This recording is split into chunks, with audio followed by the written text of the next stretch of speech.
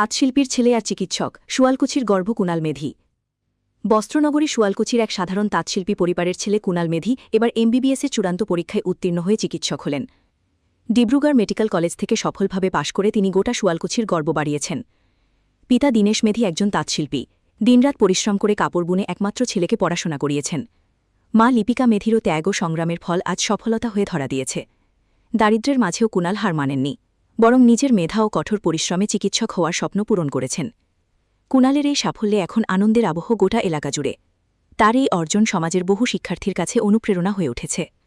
শ্রীভূমি থেকে শুভঙ্কর মালাকারের রিপোর্ট, ঈশান বাংলা নিউজ, শিলচর। আৰু ৰিজাল্টটো ভালেই হৈছে, আশা কৰা মতে অলপমান কম হৈছে যদিও তথাপিও ৰিজাল্টটো ডক্টৰ হয়। কিন্তু মনত এটা হেঁপাহ আছে যে চাৰ্জাৰী বিভাগত পোষ্ট গ্ৰেজুৱেশ্যনটো কৰিবলৈ মন আছে, পিছত নিউৰো চাৰ্জাৰী অধ্যয়ন কৰিবলৈ মন আছে। এনেকুৱা এখন সমাজৰ পৰা ওলাই আহিছা, তুমি ভৱিষ্যতে কেনেকুৱা কি দিশটো চাবা তুমি? একচুৱেলি এইটো কথা অলপ ভালকৈ বুজি পাইছোঁ, কিয়নো ঘৰতো বহু কেইজন ৰোগত আক্ৰান্ত হৈ আছিলে, ঘৰতো কেইজনমান সদস্য। মোৰ এজন খুৰা প্ৰয়াত ৰতন মেধি, তেওঁ ব্ৰেইন হেমৰেজ হৈ ঢুকালে মই যেতিয়া তাত পঢ়ি আছিলোঁ অসম চিকিৎসা মহাবিদ্যালয়ত।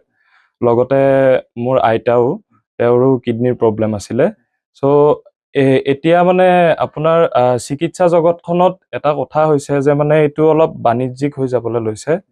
ত' সেইটো বস্তুটো অলপ চেঞ্জ হৈ পিনে চৰকাৰী খণ্ডটোত যাতে গুৰুত্বটো দিব পাৰি আৰু সমাজত এজন ভাল দায়বদ্ধ নাগৰিক হৈ পিনে সকলোকে যিমানখিনি পাৰোঁ মোৰ চিকিৎসা বিজ্ঞানৰ যিখিনি নলেজ আছে সেইখিনিৰে যাতে চবকে সহায় কৰি যাব পাৰোঁ, সেয়াই মোৰ প্ৰয়াস হ'ব।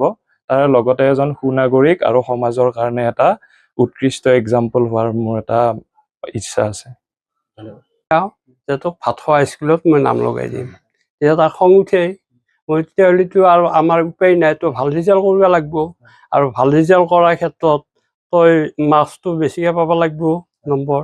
তাৰপিছত যাই সি ক'লা কি যে মই যদি ভাল ৰিজাল্ট কৰিব লাগে তেতিয়াহ'লে তই মোক মোৰ ক্ষেত্ৰত তই যি শিক্ষাৰ ক্ষেত্ৰত কিতাপ পত্ৰ সমস্ত লাগে সকলোখিনি তই যোগাৰ কৰি দিব লাগিব, আৰু ফাইনেন্সিয়েলখিনি তই কৰিব লাগিব সমস্ত।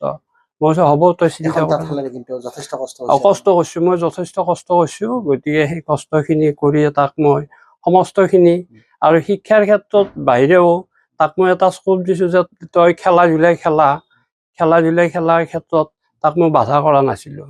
মই খেলা আৰু শিক্ষাৰ ক্ষেত্ৰত তই আগবাঢ়ি যা।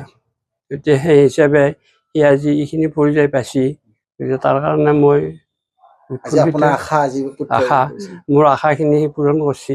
তাৰোপৰি আমাৰ তুলৰবাসী ৰাইজেও তাক যথেষ্টখিনি সেই কৰিছে, গাঁৱৰ মানুহেও যথেষ্ট মোক আজি ৰাস্তা দি গেলি কয় যে তোৰ ল'ৰাই আজি ডাক্তৰ হ'ল, তই হাল বই পেলাই তই পঢ়াইছ, তাৰ কাৰণে তোক ধন্যবাদ দিছোঁ, এনেকৈ আৰু কয় আৰু।